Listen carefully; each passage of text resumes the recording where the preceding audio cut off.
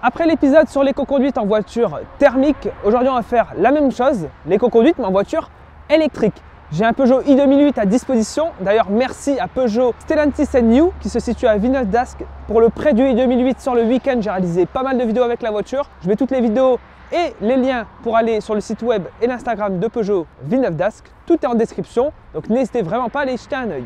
Les thèmes abordés seront globalement les mêmes, parce que les conseils se valent globalement pour n'importe quelle motorisation. Mais il y a quand même des points qui sont bien spécifiques à la voiture électrique qu'on ne retrouve pas sur les véhicules thermiques. Alors je vous rappelle que je ne suis pas du tout un professionnel de l'éco-conduite, c'est des conseils qui sont bons à prendre, c'est des conseils que moi j'applique personnellement. Ça permet de faire des économies parce qu'un véhicule thermique, certes ça coûte cher avec les carburants, mais un véhicule électrique peut vite aussi coûter cher, mine de rien, avec les charges rapides. Si vous faites un long trajet, l'éco-conduite c'est vraiment primordial.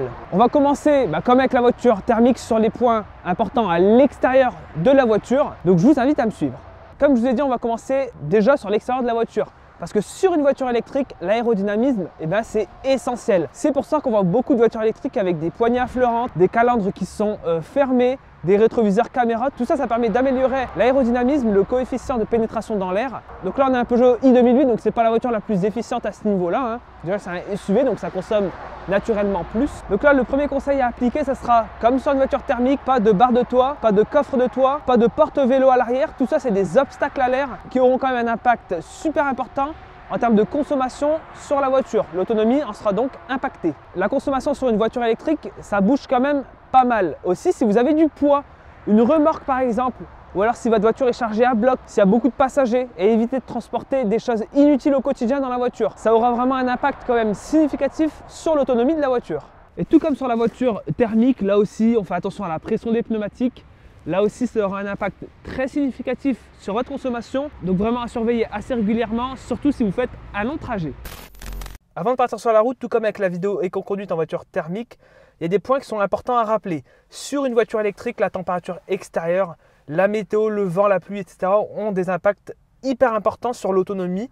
C'est quand même très significatif, une autonomie en hiver, une autonomie en été, c'est quand même très différent. Là aujourd'hui, pour vous donner une idée, il fait 10 degrés dehors, donc il fait quand même relativement frais. Il y a un petit peu de vent et les routes sont assez grasses, donc du coup on consommera un petit peu plus. Si je faisais cette vidéo en été, les consos seraient un petit peu différentes. Mais on parlera quand même des consos dans le pire des cas qui est l'hiver donc. Comme ça, au moins en été, vous direz que vous avez plus d'autonomie. Ok, donc là on est parti. Là aussi, le point super important quand vous roulez, tout comme avec une voiture thermique là aussi, c'est les modes de conduite. Alors là, sur une voiture électrique, ça a encore plus d'intérêt, même largement plus. On se mettra en mode éco. Alors souvent sur les voitures électriques, il y a 3 modes, c'est normal, éco et sport. Le mode sport, vous avez toute la puissance. En l'occurrence ici pour le i2008, c'est un moteur de 100 kW de puissance. En mode éco, vous n'avez pas toute la puissance et on le sent. Franchement, le mode sport sur le i2008, on le sent réellement, on sent la différence. Là, pour la vidéo, pour avoir les consommations les plus basses, on se mettra en mode éco. Donc la puissance est bridée, on a moins de punch dans le moteur, ce qui permet là aussi de gratter un tout petit peu d'autonomie. Là, vous voyez, on vient juste de démarrer et forcément, on évite les accélérations parce que la conso, elle va être sacrifiée directement. C'est sûr, c'est kiffant, une voiture électrique, l'accélération, c'est fun, mais la conso en prend un sacré coup, en tout cas la consommation instantanée. L'anticipation en voiture électrique, c'est hyper important. Là, vous voyez, j'arrive à un feu rouge, donc je vais me mettre en mode D. Alors, on va revenir en mode de conduite après, les modes de régénération. Là, je laisse la voiture aller. Comme ça, je ne consomme rien parce que ça ne sert à rien d'accélérer avant d'arriver au feu rouge. On a le frein régénératif sur une voiture électrique qui peut être variable sur plusieurs niveaux. Alors là, dans le i2008, on a simplement 2 niveaux. On a le mode D et le mode B.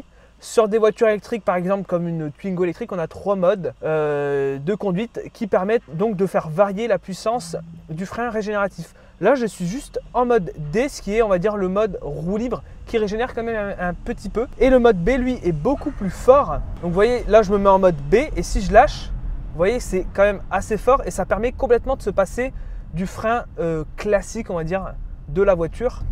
Mais par exemple, ici, c'est une route assez tranquille. Donc, je ne vais pas utiliser le mode B. Je laisse vraiment la voiture aller, ce qui me permet de ne pas consommer d'énergie et de faire le maximum d'économie.